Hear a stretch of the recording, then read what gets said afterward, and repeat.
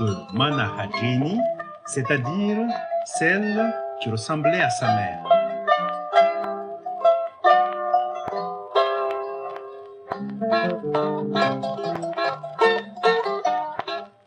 Jadis, vivait un homme très riche et très puissant qui s'appelait Rabé.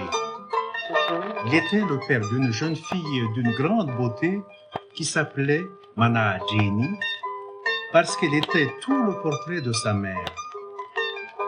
La beauté de Manahajeni était connue à 100 lieues à la ronde. Un prince venu du nord du pays décida d'aller la demander en mariage. Rabé, le père de la jeune fille, le reçut en ces termes. Prince, mon ami, je suis très riche. J'ai des serviteurs fidèles et courageux. Je hais les hommes quand ils sont faibles ou quand ils sont oisifs. Je hais les charlatans. Prenez la bêche et travaillez mes rizières. Je veux voir si vous méritez la main de ma fille. Le prince venu du nord demanda un délai de 8 jours pour accomplir la tâche. Il repartit dans son fief pour rassembler tous ses hommes. Ceux-ci travaillèrent d'arrache-pied pendant la nuit pour que personne ne les voie. 8 jours plus tard, le prince se présenta tout fier devant Rabé. « Monseigneur, dit-il, les rizières sont prêtes. » Rabé en fut tout étonné, mais il était assez satisfait.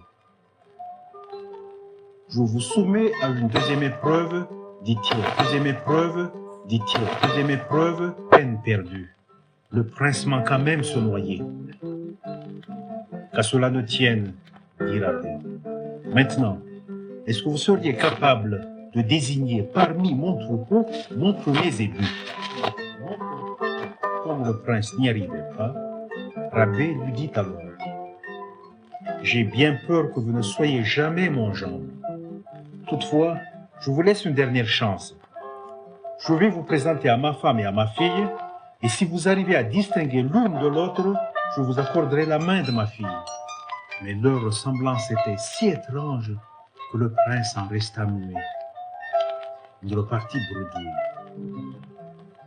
Il en fut de même pour le prince venu de l'Est, pour le prince venu du Sud, pour le prince venu de l'Ouest.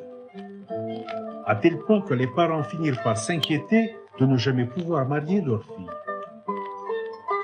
Or, il se trouva qu'un jeune homme nommé Rakutu, beau et intelligent, mais de condition modeste, décida lui aussi d'aller tenter sa chance. Dès qu'il eut quitté son village, il rencontra un groupe de marcassins dont les parents n'étaient pas loin. Papa Sanglier demanda à Rakutu: « Hé, où vas-tu de ce pas? »« Je vais essayer de trouver chaussure à mon pied, » répondit Rakutu. « Toi qui possèdes un flair si subtil, peux-tu me dire si mon entreprise sera bonne? » Après un court instant: « Vas-y, Rakutu, » lui dit le sanglier, « tu feras un excellent voyage. » Rakutu en fut ragaillardi. Il rencontra ensuite, au bord de l'eau, la sarcelle entourée de ses petits. « Hé, où vas-tu de ce pas? Et que renferme ta besace? »« Ce sont mes provisions, dit Rakutu, car je vais demander une fille en mariage. »« Mes petits ont bien faim, dit la sarcelle. Donne-leur à manger. »« Merci. Et si un jour tu as besoin de nous, n'hésite pas, sait-on jamais. » Rakutu leur jeta encore quelques grains. Il poursuivit sa route et tomba sur une fourmilière au pied d'un arbre.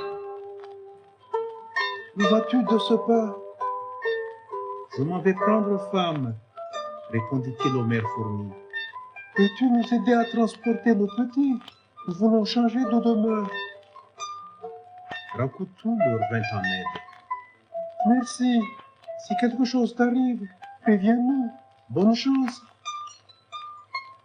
Rakutu reprit son chemin et rencontra un troupeau de moustiques. Après lui avoir demandé où il allait, ils lui donnèrent leur bénédiction. Mais comme certains d'entre eux avaient faim, ils lui demandèrent s'ils pouvaient goûter un peu de son sang. Rakutu s'y prêta de heureux. Rakutu, Rakutu, Rakutu, Rakutu, Rakutu, là, des mots. Rakutu, quand ils apprirent que son but était de demander la main de la belle Mana à Jenny. Ton audace nous glace d'effroi, dirent-ils. Ne sais-tu donc pas que 4 princes sont déjà venus, mais sans succès? Ne sois pas ridicule. Rakutu réussit pourtant à les convaincre de faire part à leur maître de l'objet de sa visite. Qu'on l'amène devant moi, dit Rabé. Monseigneur, dit Rakutu, je désire prendre votre fille pour femme. Je vous promets que j'arriverai à bout de toutes les épreuves auxquelles vous voudrez bien me soumettre.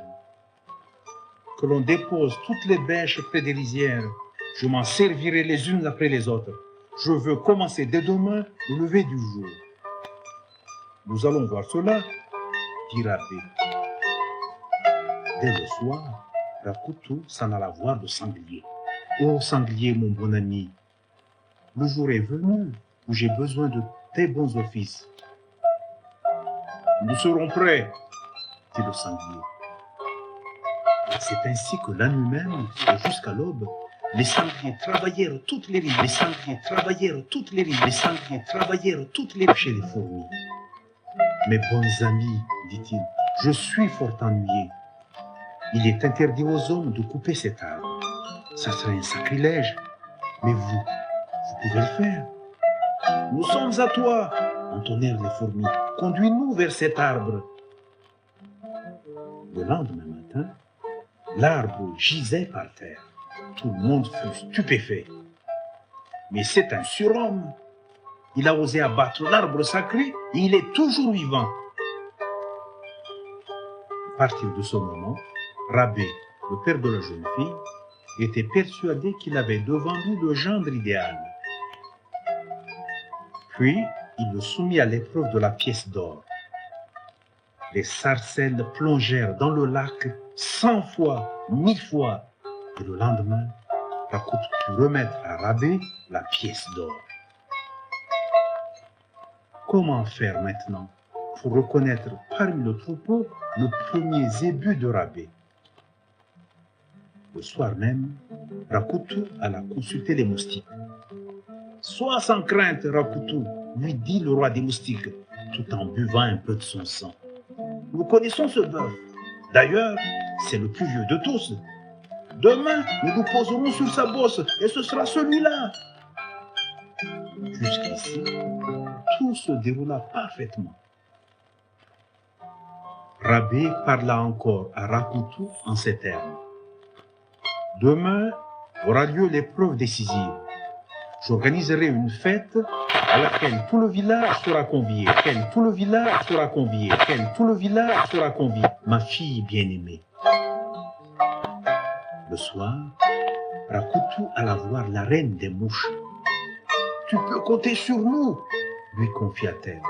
L'une d'entre nous se posera sur le front de la jeune fille. Tu ne pourras pas te tromper. Le lendemain, la foule était rassemblée, à la fois heureuse et angoissée. Vint le moment où la mère et la fille firent leur apparition. Même visage, même habillement. L'assemblée poussa un murmure d'admiration. Puis, ce fut un silence de mort. Rakutu s'avança, le cœur battant. Il vit une mouche se poser gentiment sur le front de Mana Jenny. Rakutu put à peine contenir son émotion. « Voici Mana Jenny, dit-il à haute voix. Voici ma future femme. Et il la prit gentiment par la main. Rabé approuva son choix. Alors, une clameur s'éleva dans l'assistance qui lança des fleurs et des grains de riz en signe de bénédiction. Soyez heureux, entendait-on de toutes parts. Soyez heureux, puissiez-vous avoir 7 garçons et 7 filles.